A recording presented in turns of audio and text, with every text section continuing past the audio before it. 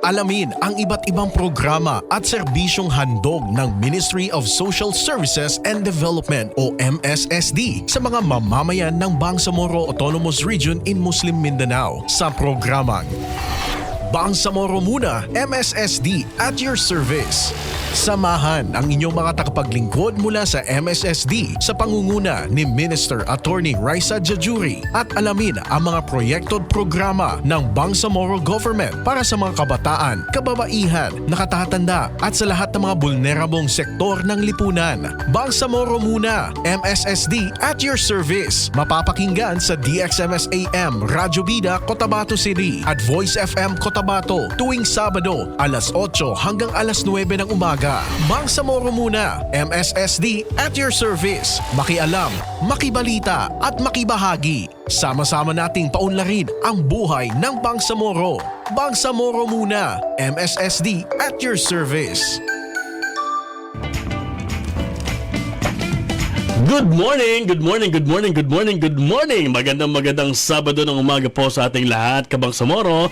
Ngayon po ay July 19, 2025. It's a rainy Saturday morning. Pero welcome pa rin at masaya pa rin tayo dahil nandito naman tayo sa ating programang Bangsamoro Muna, MSSD at your service. Assalamualaikum, ako niyo Bangsamoro Jeff Mendez at your service. Assalamualaikum. Ito po si MJ Alvarez. May buntag ka na itong tanan. Bangsamoro Muna. Yun na, talagang nabubulol tayo yung morning. There's something wrong with my laptop actually. Papakinggan po tayo ng live sa DXMS AM Radyo Bida, 882 po yan sa mga AM radio dials, DXOL Happy FM 92.7, DXJC Voice FM at Gabay FM 97.7. AM or FM, no problem dahil napapakinggan niyo po kami dyan. Kaya wala po kayong takas ngayong morning na ito. At papanood din tayo ng live sa lahat ng mga Facebook pages ng MSSD, provincial at regional branches. At syempre sa ating DXMS Radio Bida, DXOL Happy FM at DXJC 92.1 Voice FM. Live din po tayo sa FB pages ng Bangsamoro Media Productions at Bangsamoro Multimedia Network. Ayan. At syempre ngayon ay naririnig tayo live sa mga radyo, sa radyo dyan sa Tawi-Tawi sa pamamagitan ng Radio Suara 99.1 DXSL Sunlight FM. Ayan. Maing buntag Tawi-Tawi, Maradyaw, Adlaw, Tawi-Tawi. Sana okay na ang kalagayan natin dyan. Dahil nandiyan pa ba si Chrising? Nako. At asahang marinig nyo kami sa iba't iba pang mga probinsya ng Bangsamoro Region. Bukas na po ating hotline number 0919-480-4265. Actually, bukas po yan 24/7. Pwede po kayo mag-text dyan ng inyong mga comments, suggestions, mga inquiries. Pwede po yan, ano? At pwede rin po kayo mag-chat sa ating messenger. Official Facebook po natin ay Ministry of Social Services and Development. Yung messenger po natin ay bukas din 24/7, pero wag lang kayo mag-expect na mayroong reply agad, lalo na pagka wee hour, yung mga tulog na yung mga tao. Pero nababasa po yan at napaparating sa mga kinauukulan. At saka sinicheck natin. So, pag may mga tanong, halimbawa, hindi ka agad tayo nakakapag-reply, kasi sinicheck natin, pinapasa natin sa ating mga focal person. Yun, naka-flash po sa screen ninyo, 0919-480, nawala siya. Sabi ko naka-flash pero nawala. 0919-480-4265. Yan. Naka-flash kanina sa screen at ibabalik ngayon ni Jabbar sa screen ang ating hotline number 0919-480-4265. Yan yung number natin. I-screenshot yun na po at i-save po ninyo sa mga phone book ninyo. At syempre naging posible ang programang Bangsamoro Muna MSSD at Service dahil sa ating napaka-sipag na Minister Attorney Raisa Jajuri na Deputy Floor Leader din ng Bangsamoro Parliament. Hello and good morning sa ating mga top fans, top sharers and mga likers po natin. Mga lahat po ng mga nag-iiwan ng kanilang mga tawag dito? Likes, emotions. Emoticons. Tama ba? Emojis. At reactions pala. Reactions. JV Diaz, hello po sa iyo. Puja Hariji, ano ito, Tausug, pag mga ganitong pangalan niya. Fad Sating, Ella Cansa, and Men Landasan. Magandang morning and thank you so much for the support. Salamat sa inyong pag-like, pag-love at pag-share sa teasers pa lang nandyan na sila. Ayan. Jo Marie Pasutan, Salik Bala, Samsudin Potawan, Baymar Alamada Abdul, Nissan Musulod. Parang wala ang mga pag-ari ng ating mga bisita dito. Oo. Oy, share nyo na po ito at share sa mga Facebook groups ninyo. Diyan din po sa mga tawag dito sa inyong mga friends na gising na ngayong umaga, i-share nyo po ito para marami po kayong matutunan at marami po tayong mag-usap-usap na magkwentuhan ngayong umagang ito dito sa ating programang Bangsamoro Muna MSSD at your service. At syempre, shout out sa mga live audience natin. Ayan, gusto magpa-shout out. Adan Ali, thank you for the 10 stars. Hello. And of course, huwag kalimutan dahil magte-text na mamaya yan. Joel Brizuela. Hello po sa inyo dyan. May aga sa inyo dahil sa pagkawayan na Joel, mga Ilonggo. Nalit ka na actually. Kanina pa siya nag-text. Sabi ko na nga sa iyo eh. Sabi nga, ma'am, bakit matagal ka nag-start? Bakit matagal kayo nag-start? Oy, Adan Ali, MSSD Gindulungan MDS. Yan. Thank you so much. May aga sa inyo ha. Maayong buntag sa mga Bisaya na pamino sa ato akaron. Okay. And ano pa pag-uusapan natin? Pag-uusapan natin ngayon dahil National Disability Rights Week. Yun. Bida ang ating mga kasamahang people with disabilities, no?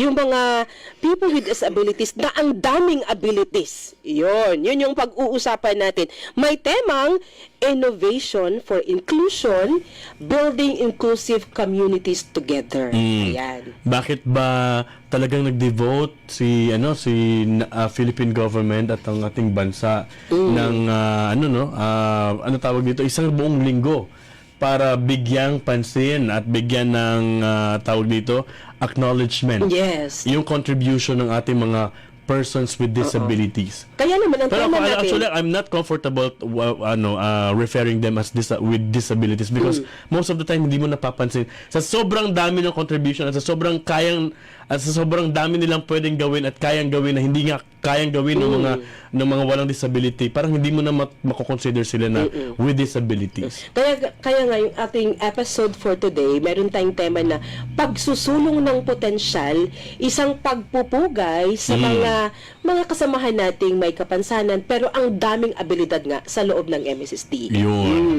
At si MSSD ay talagang alamin din natin yung iba't ibang mga programa ni MSSD mamaya para po sa mga persons with disabilities. Kasi baka kayo po sa bahay ninyo, nakita nyo meron po kayong may kapansanan po kayo pero hindi pa po kayo nakapag-avail or wala pa po kayong disability card from MSSD ay malalaman nyo po ngayon kung paano yan. Paano kayo makaka-avail ng iba't ibang mga serbisyo at mga programa para sa inyo.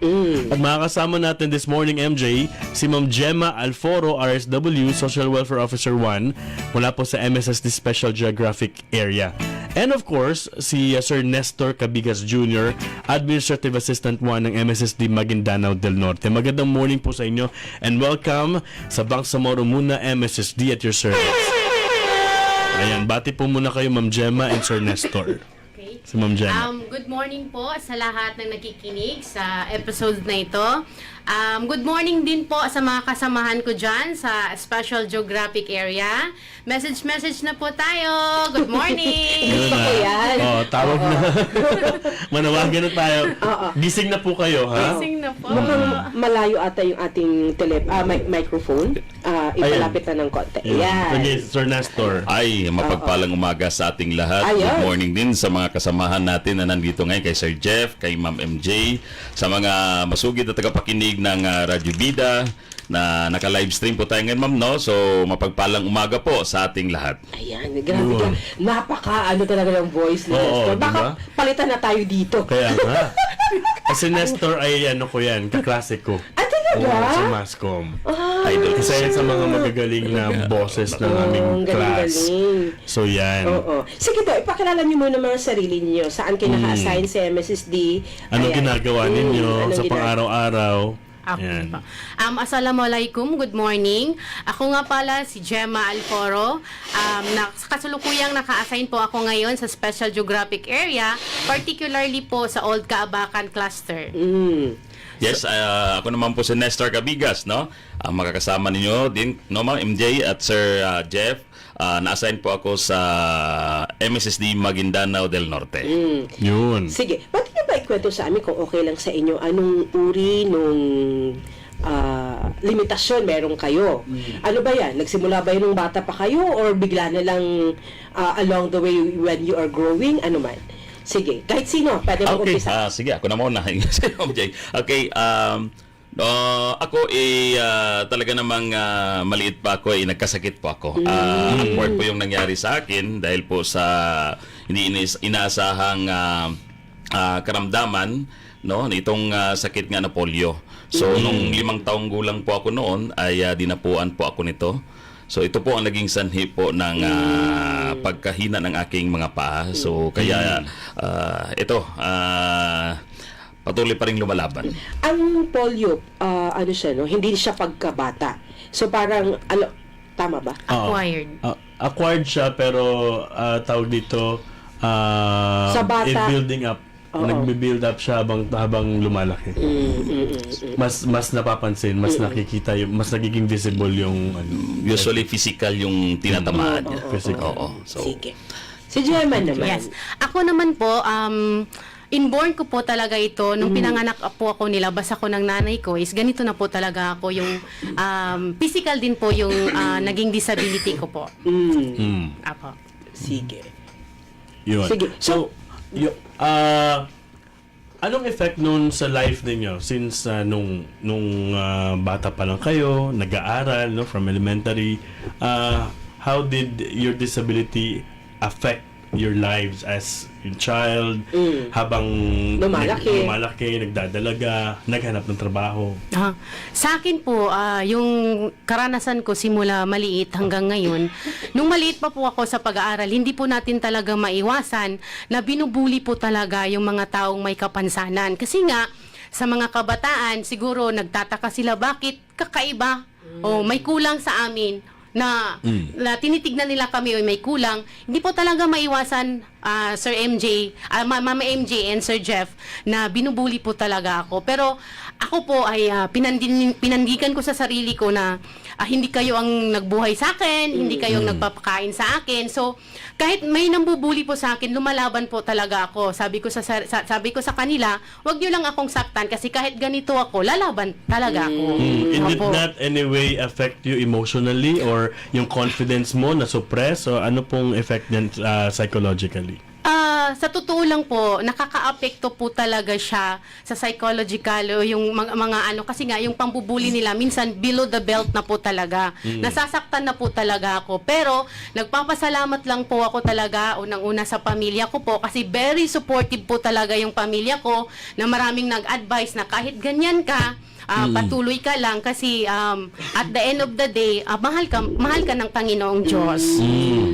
Basta't may support ng family, Yes no po. problem. Yes po. Await ka man ng buong mundo, basta't nandyan yung pamilya mo, well, you can Family is still the live. best support system, Totoo actually. talaga yan. So, you can still fight and you still have confidence dahil nandyan yung Yes pamilya. Si Sir Nestor, kumusta naman po yung effect sa buhay ninyo habang lumalaki? well, ako naman siyempre acquired yung ating pagkaroon ng disability. But naging challenge sa akin yun nung umpisa pa lang dahil ang hirap nga mag-adjust sa community. No? Dahil parang tingin ng iba sa'yo is kakaiba ka sa komunidad. So nung nakita ko, para bang minsan mayroong insecurity na nangyayari sa aking sarili. Pero hindi ko ginawa bilang kwan yun, but naging challenge pa sa akin na dapat kong pagsikapan, ipakita sa kanila na although may ganito akong kapansanan, pero meron naman akong kakayanan. No? Lalo na nung nag-aaral ako. In fact, na-perfect attendance ko pa ang buong taon at nakatanggap tayo ng medalya. Ay, Sa kabila ng nagpaparinig sa akin si sitwasyon. Nestor. Ay, di. Ako yung kompleto, pero Diyos ko, isang beses lang pumapasok sa isang linggo. Anyway, high school, elementary ako, so nakatanggap tayo ng ganong karangalan, no? Dahil talagang pinapakita natin na hindi talaga hadlang yung pagkakaroon ng kapansanan, no? Sa ganong paraan, di tayo pwedeng malit dahil may kapansanan tayo, magpalit-late nga tayo. So, kailangan mas mauna pa tayo doon, di meron na nga tayong ganito. So, yun. At saka naman sa mga community na nakasalamuhan natin, ng mga kaklase natin, kaibigan natin, minsan di talaga maiwasan na yung sabi ni Ma'am Gemma na may ganong sitwasyon na kinukutya ka, yung ibang tingin sa'yo, but later on nung nakikita na nila na tingin nila na talagang lumalaban ka at nagpakita ka ng porsigido ka sa buhay, talaga namang nakikita din nila na nagiging friend ka na rin sa kanila. Lalo na si Sir Jeff noon. Yes, nabero yan nung college. Pero nung na kami, nakasama kami sa mga radio production katulad ito na Sir Jeff, no? So ito na masaya yung So ngayon ka lang na Hindi kasi pinansin. Palaway talaga ako. Pero lang Sir Jeff. Ang tanong ko lang, paano yung nararamdaman nyo sa may mga buildings na hindi siya accessible for persons with disabilities, ganyan. Especially for Nestor na may some ability. Tapos yung halimbawa ganyan, hindi mo maaabot because may meron kang kapansanan sa mobility, sa mga building na matataas, tapos wala man lang silang access, no elevator, no ramp for persons with disabilities. Anong pakiramdam ng pagkaganyan na hindi ako makakapunta dyan because I have disability? Oo nga, no, yung nakita natin na ganong sitwasyon, talagang hindi naging friendly yung mga buildings na nakikita natin. So, lalo na nag-aaral tayo ng elementary, high school, may mga Doon stairs, talaga. pati ang stage, pag akyat mo, parang kailangan pang buhatin ka. Correct. So, talagang isang malaking hamon sa iyo, paano mo sa baba pa lang ako ina-analyze ko na paano ko madulas ako diyan, no? Ano kay itsura ko, Tapos ano kaya ang isipin ng sitwasyon ibang tao sabihin, pa-VIP naman ito, Yung sabihin kailangan oo, di ba? yun na nga. Lalo na yung nag-aaral kami ng NDU ni Sir Jeff, hanggang third floor yung aming Third floor classroom. ang klase. tak-tak Tapos yung bawal pawis. malate ka, Ma'am Judy. Yun, very strict yung aming Bawal rules. malate. Idol natin Oo. yan. Walang kapansanan sa kanila. Exactly. Kailangan nandun ka pag klase niya. Pag nasa media ka, walang ganun, walang excuses. Oo. Talagang sabi niya, papakita niyo, kailangan on time kayo. So, yun, no, pagdating natin sa taas, hingal na hingal tayo, halos hinahabol na natin ang ating hininga dahil nga sa sitwasyon natin, nahirap tayong maglakad, tapos ilang stairs yung aakyatan mo, tagaktak yung pawis mo, so talagang malaking hamon mo talaga. At Totoo, kinaya totoo natin, yun. sabi, mapaisip tayo, paano kaya tayo maging friendly itong mga ganitong facilities ng ating pampribado o pampublikong tanggapan. No? Ngayon Mga kasi paaralan. dahan-dahan nag-a-adapt na yung ating Exactly. mga buildings. May mga ramp. Pero noon talaga ang hirap. Ang hirap na parang walang karapatan umabot doon sa third floor at fourth floor yung mga may kapansanan. Pero ang pinakamagandang nangyari talaga, kahit sa kabila ng mga limitasyon at mga challenges, si Nestor ay graduate ng Bachelor of Arts in Correct. Mass Communication. Yeah. Palakpakan naman natin dyan! Thank you. At si Gemma, Bachelor of Science in Social Work. Work. At registered Registered. Social Work, RSW. Clap naman! Oh, ang Ay, dami batiin ko natin. po na muna si Ma'am Diding Gasita from Notre Dame Village. Siya rin ay may kapansanan polio. Same with Nestor. Pero talagang isa sa pinakamagagaling na teachers noon ng Notre Dame of Cotabato, NDC.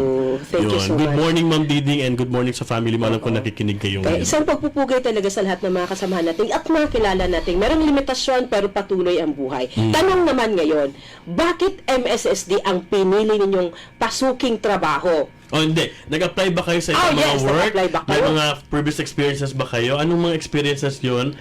At hanggang paano kayo nakarating sa MSSD? Yes, sige. I-ano mo natin, puntahan mo natin yung mga experiences, Wait. job experiences nyo dati. At ano yung mga karanasan nyo doon sa mga trabaho nyo? Sige po. Actually po ako, hindi po talaga ito yung kurso ko sana. Ang gusto ko po sanang kurso talaga is yung katulad nito, mass communication. Nagkataon lang po talaga na walang available o hindi available sa CSU or Polytechnic dati dito sa Cotabato City yung course na Mass Communication. So along the way, ito yung napili ko na wala akong choice, wala akong knowing kung anong klaseng magiging trabaho. Then nagtagal po, nag 1 month, alam ko na social services po yung social worker. So pass po, nakagraduate, nakagraduate, naging RSW. Unang experience ko po, saba ko po ay sa ARM pa po dati, sa Maguindanao din po ako na-assign. As Project Development Officer 1, social pension po ang focus nito. So, that time po, siyempre po, nagpapasalamat po ako na na-employ po ako, no, doon sa dati kong trabaho as a PDO. So, yung experience ko po dati is masaya kasi tawag nito, focus lang po ako sa isang program po na social pension. So, ibig sabihin, before MSSD, DSWD ka na. Yes po, sa ARM po, DSWD pa po dati. Before Apo. DSWD, saan ka?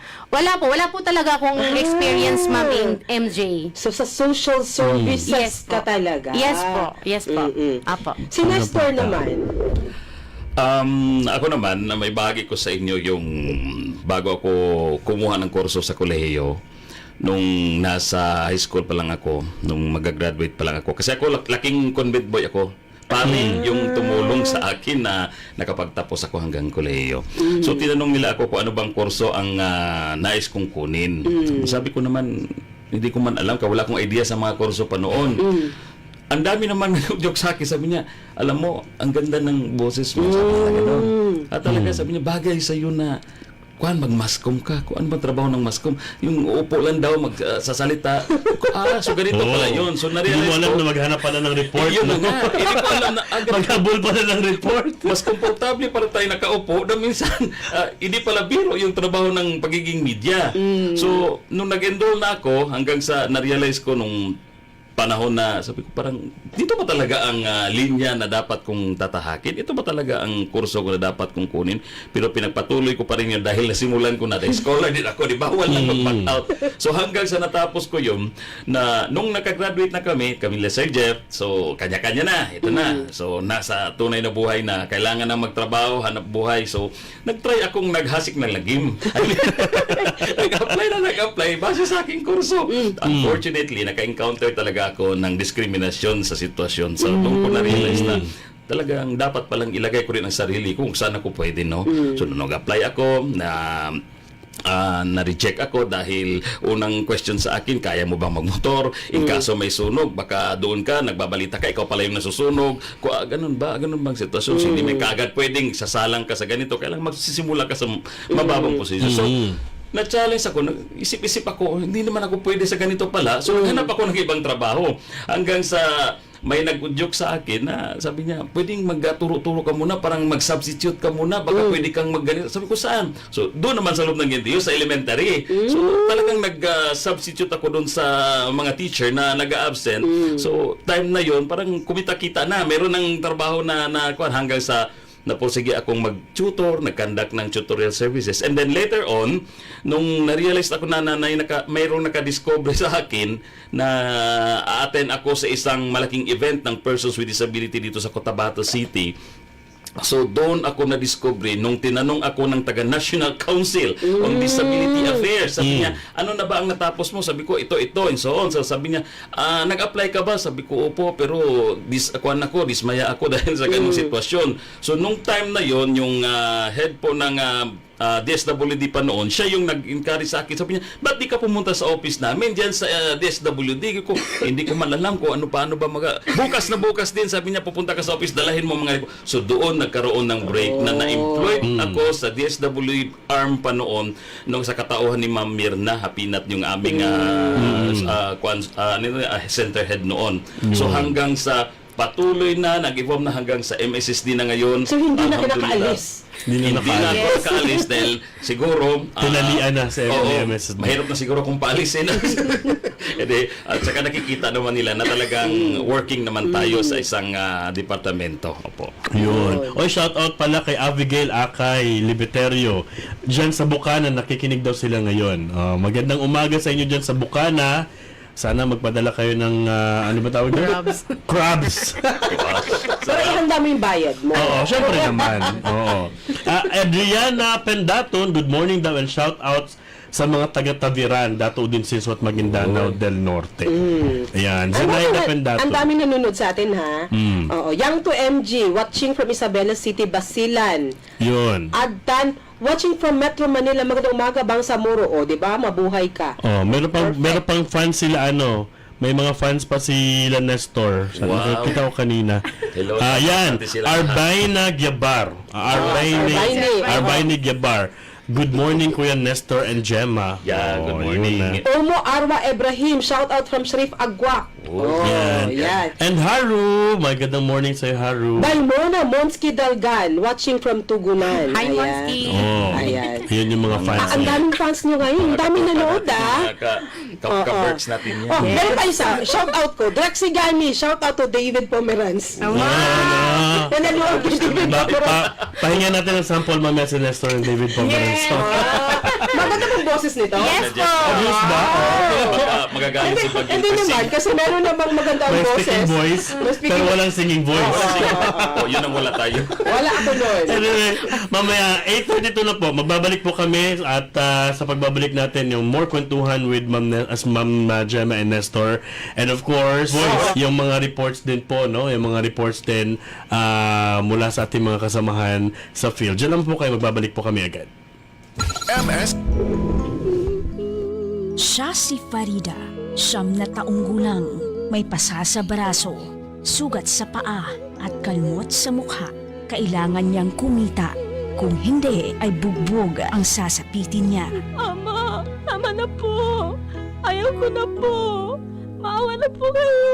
Nasasaktan na po ako!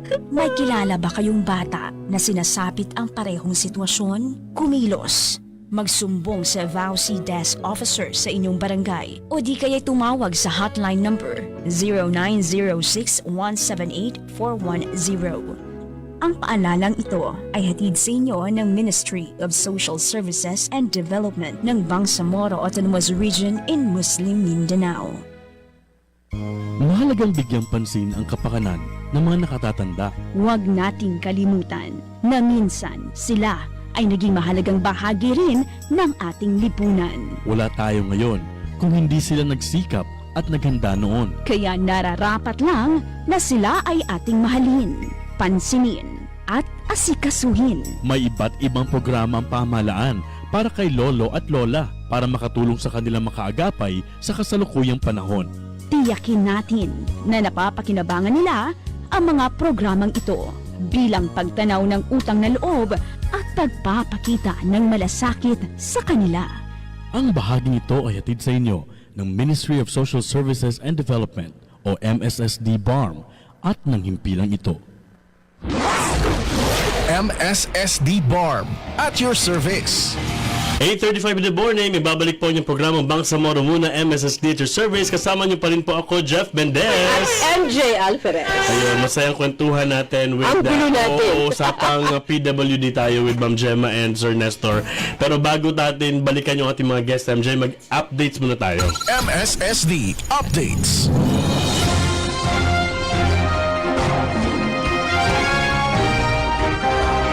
Doon po sa Malabang, Lanao del Sur, naghatid po ng tulong ang Ministry of Social Services and Development o MSSD sa pamilyang naapektuhan ng bumagsak na puno doon sa lugar. May report para sa atin si Aljabar Musa. Jab? MSSD Updates.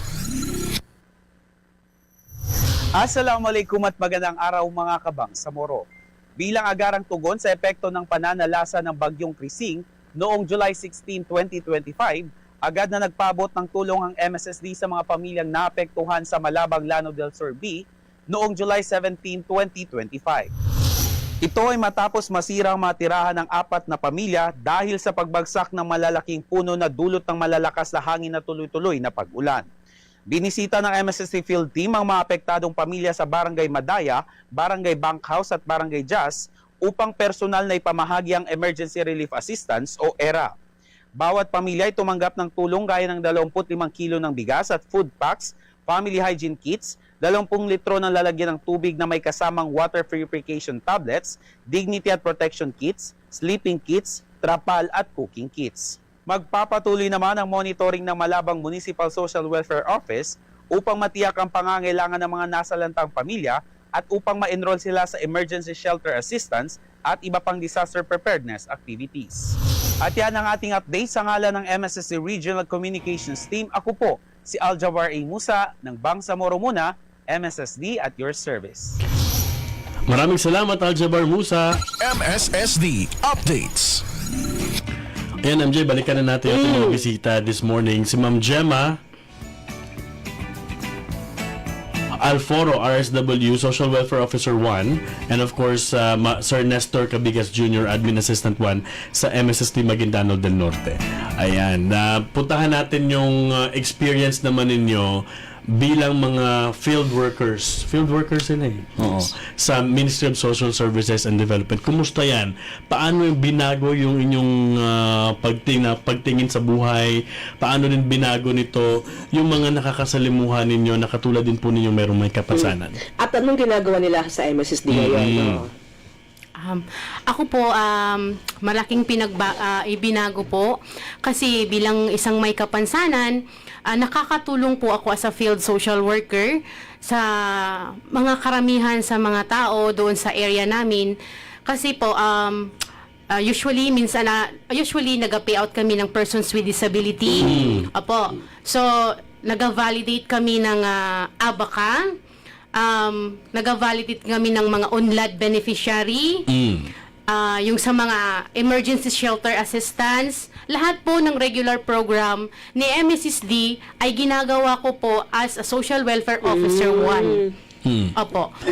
Ma'am Gemma, may mga instance ba na may nakakausap kayong mga PWDs din na nabigyan nyo ng advice, na na-inspire ninyo to work hard and do better para mataguyod yung kanilang mga buhay? Yes po, Sir Jeff. Lalo na sa akin, tinitignan nila ako, sinasabihan nila ako, ma'am, kaya mo palang magtrabaho, no, kahit kulang yung kamay mo. Believe kami sa iyo kasi nga nagagawa mo, ang bilis-bilis mo magsulat, ang bilis-bilis mo magkilos. Sabi ko, advice ko lang po sa iyo, sabi ko doon sa isang client namin na may kapansanan, hindi ibig sabihin na may kapansanan ka ay hindi ka kumilos. Dapat kumilos ka kasi nga kulang lang tayo pero kumpleto pa tayo, may mata, may utak, makakakilos pa po tayo. So dapat isilagay natin sa isip natin na hindi tayo pabigat sa ating pamilya. Kikilos tayo hanggat makakaya natin. Kasi ako bilang ganito ako, no, sabi ko sa kanya, gi-share ko yung experience ko. Ang pagkamit ko bilang social worker RSW ay hindi po basta-basta. Sabi ko sa kanya, kaya mag-aral ka ng mabuti. Kasi ako nagiging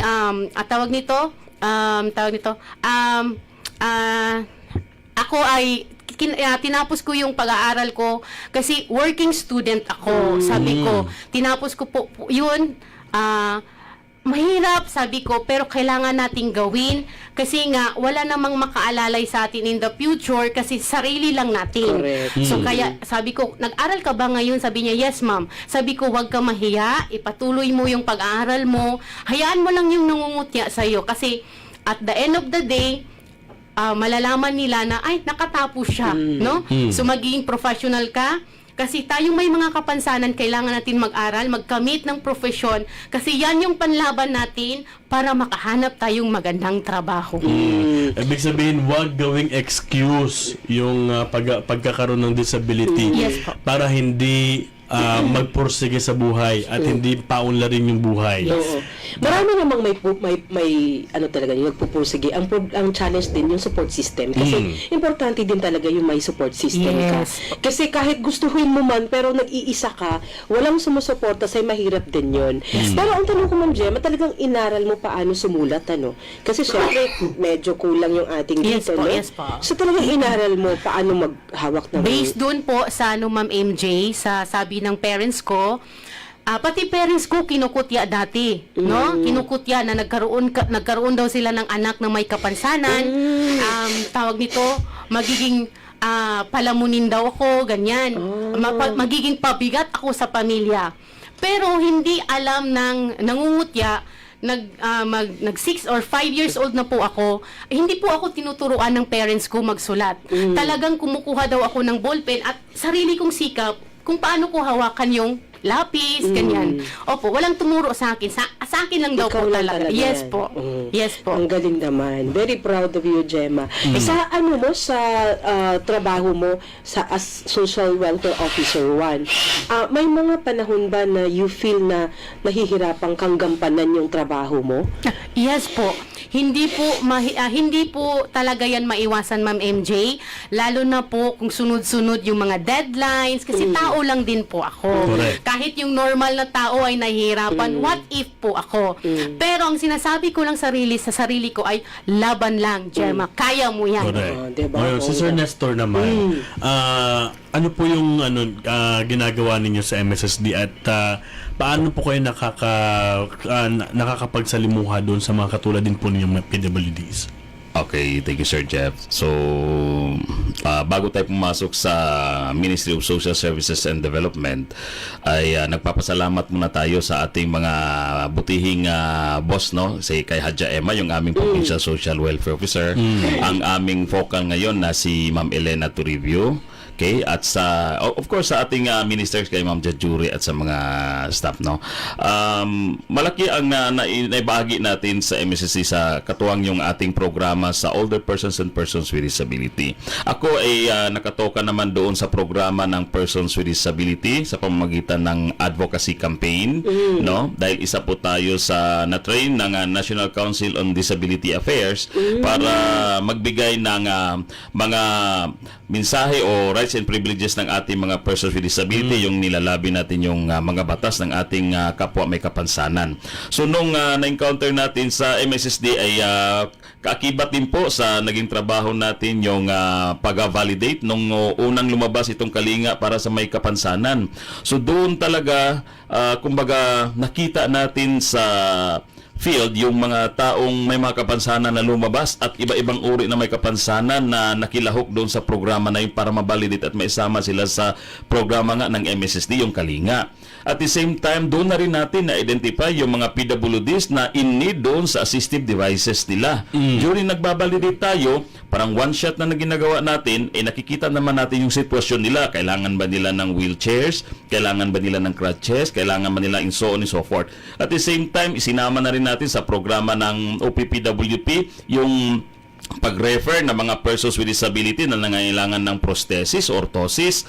So, ang MSSD din po ay naging daan o naging bridge sa pag-refer kung saan sila makakatanggap o makakakuha ng artificial leg nila, hearing aid nila, yung mga customized wheelchair para sa mga bata kasi hindi natin pwedeng bibigyan yan ng regular wheelchair, yung mga PWD natin na children. Bawal po yan sa atin, no? So, yun, nakikita natin at the same time, ina-advocate na din natin through MSSD yung ating Republic Act 7277, yung naging Republic Act 9442, yung RA, yung pag-create ng PIDAW, and so on and so forth. So, adami pong batas. Through MSSD, sila po ay ating nahikayat na makilahok at palakasin yung kanilang grupo, no? Kasi kailangan nating maging organized din yung ating mga persons with disabilities sa area. Yun. Ano po yung mga na-encounter mo, Sir Nestor, na challenges naman sa pagganap ng mga trabaho mo sa MSSD?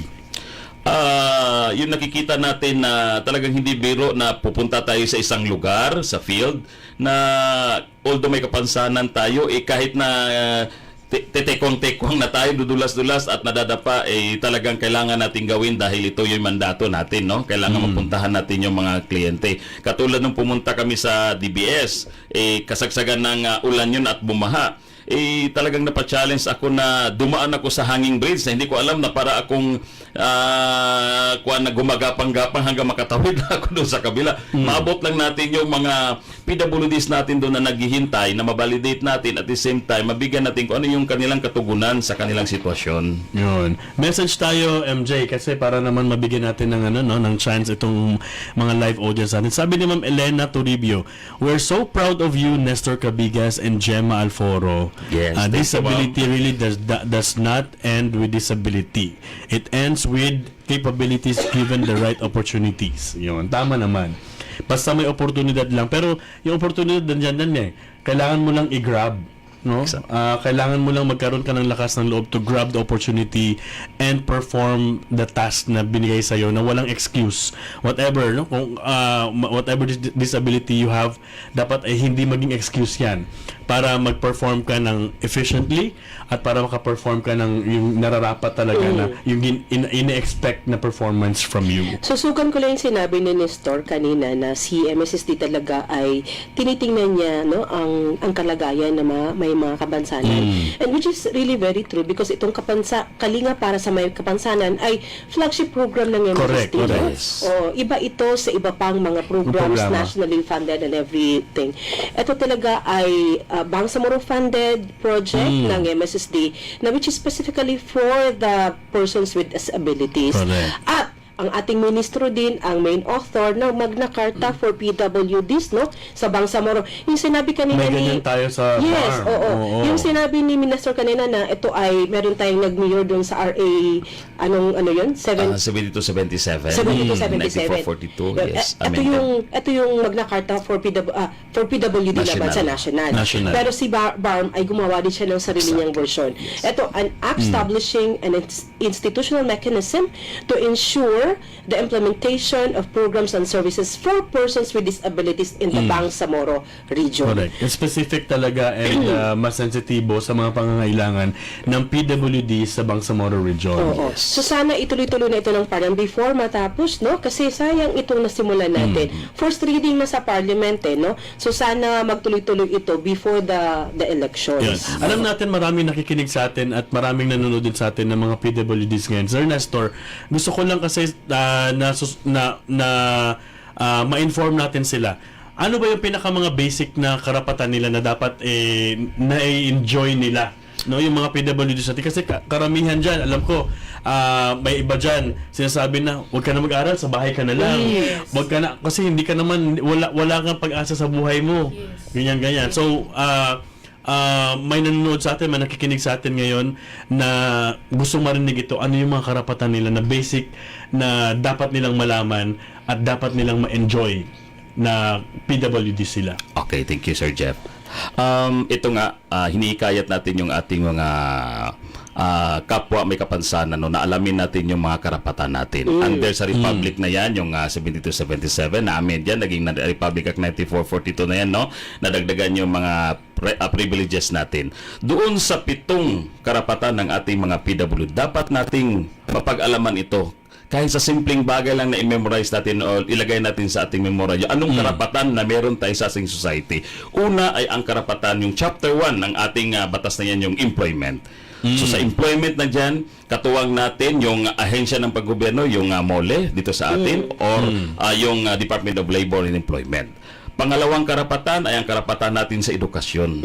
Yung ating mga PWD ay dapat ding makapag-aral, Correct. Kahit anong paralan, pribado man yan o yan, karapatan nila yun. Dapat matamasa nila yung ganong karapatan. So nandiyan naman yung ating MBH, ano ba yan? Yung MHTE or yung ating DepEd, So may mga scholarship tayo para sa ating mga PWD na yan. Pangatlong karapatan, itong karapatan naman natin sa kalusugan o health. O sa mga katuwang natin dyan na panggobyerno, itong MOH o yung ating Department of Health. So dyan may mga mandato din yan sila na nagserbisyo para sa ating mga PWD. Dapat lang din nating alamin, hingiin natin sa kanila yon. Okay. Ang pang-apat na karapatan ay ang karapatan natin sa Auxiliary in Social Services. Dito napapasok si MSSD. So dito natin nabibigyan ng assistive devices, yung livelihood, ng mga trainings, and so on and so forth, So referrals. Dito rin sa Auxiliary Social Services, yung karapatan ng bawat persons with disability na pwede silang community affairs, function, participation. May voice sa community. Dapat may boses. Na lalabas sila, yung hinaing nila, yung issues and concern nila, ipaparating nila sa atin. At yung pang-limang karapatan naman ay ang karapatan naman natin doon sa BP 344, yung accessibility law. Ito yung tinututukan naman ng MILG o yung ating DILG na dapat yung mga tanggapan ng panggobyerno, pribado man yan, ay dapat friendly sa ating ating mga PWD. Dapat sila ay nakaka-access, nakaka-akyat, nakakadaan. Hindi lang si Correct. PWD, even si senior citizen. Kasi paano naman sasabihin nila, i-hire ka sana namin, kaya lang hindi ka makakaakyat nasa third floor kami. Exactly. Di ba mahirap yun? Yes, So yes. dapat, yung mga buildings talaga accessible sa paggawa pa lang. Anong forma nung accessible? May ramp. May May ramp yan ramp, siya oo. na Kung naka-resign walang talaga ramp, yan. at least may elevator para makaakyat. Kasi kung walang kung- MJ and Sir, bago sana maitayo yung isang gusali, dapat Tama. sumunod yan sa check building na. code. Oo. Mayroong sinusunod na yan yung BP344 na yan. Yun Dapat ang kasama doon sa design. Design. Exactly. Kasama yun. Hindi kayo natayo ka ng bonggang-bongga. Kaganda ng hagdanan, Oo. kahit ginto pa yan, pero kung hindi naman makaakyat Tama. yung ating mga PWD or senior citizen, nonsense, walang saysay. Correct. Correct. Hindi naging friendly sa ating mga PWD yan. Oh, so yun na nakikita natin na dapat din nating maipursige, no, dito lalo na dito sa Bangsamoro. And then yung ating patuloy na lang ako, ma'am, yung Sige, pang-anim na karapatan natin ay yung karapatan natin sa komunikasyon. Kasi kung without communication, paano naman tayo magkaintindihan? Correct. So dyan sa mga sign language na yan. Tama. Oo, so dapat yung tanggapan ng gobyerno sa ano ba yung sa telecommunication na yan, sila yung MOTC. nag-decide. Yes. MOTC. Dapat may konkretong bill sila o batas sila na pinapalabas para naging makatuwa o katulong doon sa persons with disability natin sa Lalo na community. yun sa mga deaf community. Correct, no? correct. Kaya naman si MSSD meron siyang Center for Persons with Disabilities. Yes. At this coming June 22, merong training para sa sign language. Yun. Basic sign language. Sali tayo. Yes, ang ganda So, sumali sumali dyan, no? Oh, pero mga focal lang ata na directly. Meron kasi mga trainees diba sa loob ng center. Yes po. And then meron ang binigyan ng parang access doon sa training ay yung mga program focals natin na directly catering doon sa ating Sa mga mga- persons with oo. disabilities. At sana pati magkaroon din ng program na i-train, Pwedeng i-expand. i-expand sila doon sa mga field workers kasi para maka-communicate talaga sila sa mga social PWD. workers on the ground, no? Yes. Oo, Kahit sa mga importante. para social workers natin kasi Yes, Oo. correct. Kasi Correct. sila yung nasa front line. Exactly. Nakakasalamuhan nila yung ating mga At last, Sir Nestor, may At last ang na ba? pagsali ay yung karapatan naman natin doon sa rights and suffrage ng ating mga persons with disability. Oo. Yung talagang i-exercise nila yung kanilang karapatan na bumoto. Bumoto. Karapatan nilang, of course, maparehistro Ma-elect. na, ma-elect at iboto kung anumang posisyon na pwede sila, na qualified naman sila at nagkakaya ng Correct. maglingkod sa katungkulan. Pwedeng maging botante at pwede rin po kayong tumakbo sa mga halalan, sa mga lugar nyo, sa barangay nyo, sa munisipyo ninyo. Pwede po yan. No? Huwag niyo pong hayaan na maging hadlang yung kapansanan nyo para gawin ninyo kung ano yung kaya ninyong gawin. Ang galing-galing na Sir Nestor, palakpakan natin. Resource person yan eh. Very good. Oo. Kaya din sa mga nakikinig sa atin ngayon, kung meron kayong mga gustong mga activity in the community, pwede po si Sir Nestor Oo. magbigay po ng Yes. input, no, na orientation Correct. sa ating mga... Welcome po. Walang Oo. problema. May mga PW cards, Ma'am Gemma, na binibigay. Paano po ba sila makakakuha nun? Ano po ang nilang gagawin? Ano po mga requirements yan? At saan sila pupunta? Okay po. Ang requirements po una nilang gawin ay bumisita lang po sa iba't ibang cluster offices ng MSSD. Mag-apply po ng Kalinga program. So, ang unang pong ano dyan, ma'am, ang requirements po talaga ay syempre, kailangan po ay magkaroon ng medical certificate. Si doctor po kasi, yung doctor po kasi ang maglalagay o mag-identify kung anong klaseng Disability, disability oo. meron siya. And then, nandyan na po yung birth certificate, valid ID ng guardian, at saka indigency residency po ng guardian. Siyempre po, pag minor po yung client. And then, yung whole body picture, kailangan po para makita ni worker kung ano po yung kapansanan niya. Maliban pa po doon sa medical certificate. Yung ID naman po, as of now, is wala pang kasi mag-change po ng signatories lalo na po sa SGA kasi bago po yung mga mayor. Opo, kasi ang signatories po ng ID ay ang si mayor at saka ang si MSWDO po ni bawat cluster po. Cluster. Pero yung PWD card, kinukuha ba yun sa LGU? O Yes po, sa LGU po. Sa Sa LGU. LGU So po. pupunta Opo. sila doon sa MSSD office sa LGU. Yes po, yes po. Hindi sa LGU mismo, hindi sa LGU. MSSD. Meron man yan. Meron silang mga, halimbawa, City Social sa Cotabato. meron Yes po, City LGU. Social Welfare Opo. Development. oo. Pero yung case po kasi ni ma'am ni SGA previous pa, si MSSD po ang nagbigay ng ID, katuwang po si MOSEP. Pero as of now na meron na pong LGU si MSSD, siguro po, sa kanila po talaga Kanila yung yun, ID po. nag-evolve, oo. Yes po.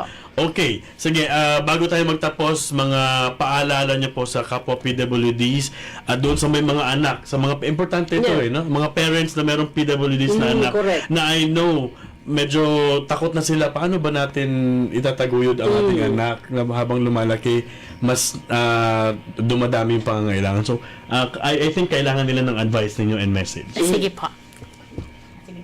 Ang advice ko po doon sa mga magulang o pamilya na may mga anak na PWD, ang kapansanan po ay hindi hadlang upang makamit ang magandang kinabukasan.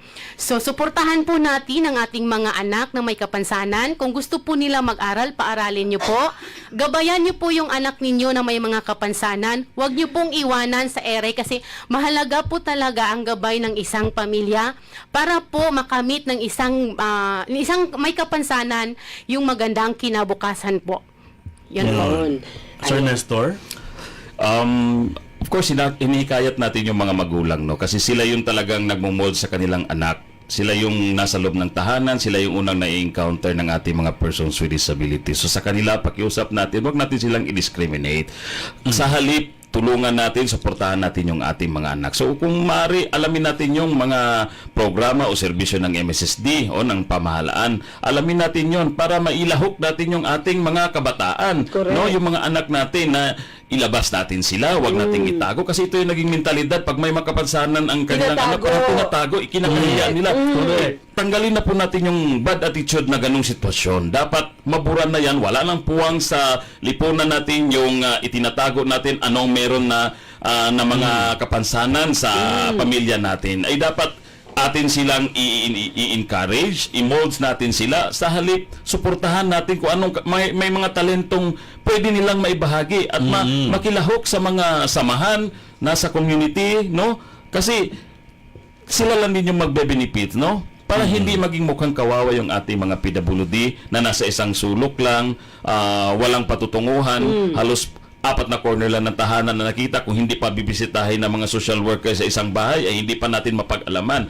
So, mga magulang, no? Malaking role po natin yon na dapat tayo ay isa sa magpusigi na huwag nating i-deprive o huwag nating i-discriminate yung ating mga anak na may mga kapansanan. At huwag mahihiyang pumunta sa mga government offices at magtanong Yes. kung paano kayo ma-assist, matutulungan ng gobyerno sa inyong sitwasyon. Ayun. Yun naman talaga. Ang Thank you so galing. much. Maraming salamat, Ma'am Gemma Alforo RSW, Social Welfare Officer 1 ng MSSD SGA, and of course, Sir Nestor Cabigas Jr., Admin Assistant 1 MSSD Maguindanao del Norte. Thank you po talaga sa inyong time na binahagi sa amin. Maraming ngayong salamat, umaga. mabuhay kayo. Mabuhay tayo. Mabuhay din po kayo, ma'am. Mabuhay. Mabuhay si MSSP.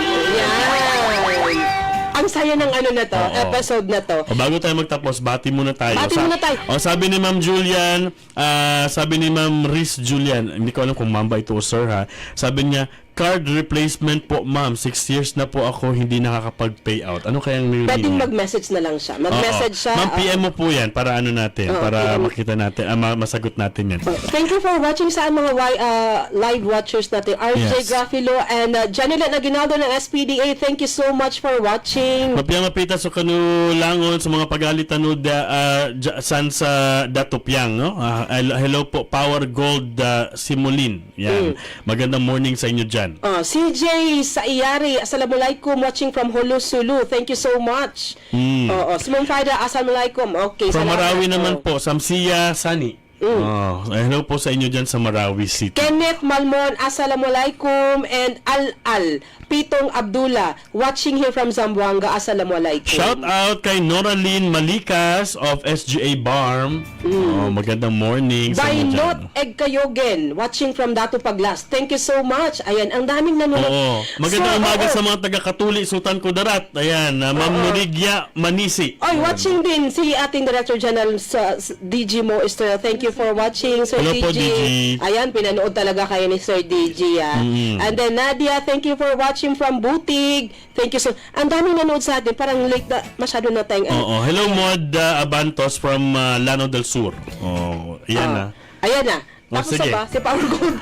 Okay. Thank you so much. Ang saya ng episode na ito. At sana ito ay paalala sa ating lahat na pare-pareho po tayo. May limitasyon sa ating physical at kahit saan pa man yan, pare-pareho po tayong We live in the same world. Yeah. We live in the same community. So, wala po dapat discrimination. Pareho whatsoever. tayong may kapasidad at may kagalingan at dapat sama-sama tayong sumulong. Correct. Ayan.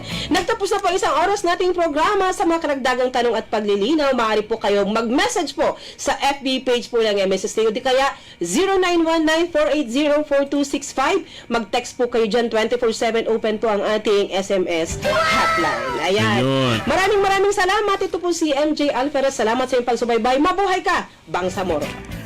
And maraming salamat pa nga po pala sa Information and Communications Division ng MSSD BARM. And of course, Carl Daniel, ang IT Specialist ng NDBC. Maraming salamat sa iyo. At sa atin pong technician on board, Jeff Lungakit. And nasa transmitter site naman, si Jonathan Estorbo. Ako po si Jeff Mendez. Maraming thank you po sa inyo. Have a safe weekend. Mag-enjoy po kayo. Pero Yes. mag-ingat dahil maulan po. Huwag niyo po kaming gayahin na inubo at sinisipon na. Pero tayo po ay tuloy pa rin ang trabaho, tuloy pa rin ang public service. Yes. At next Saturday, dito ulit tayo sa ating bisyo tuwing Sabado ng umaga.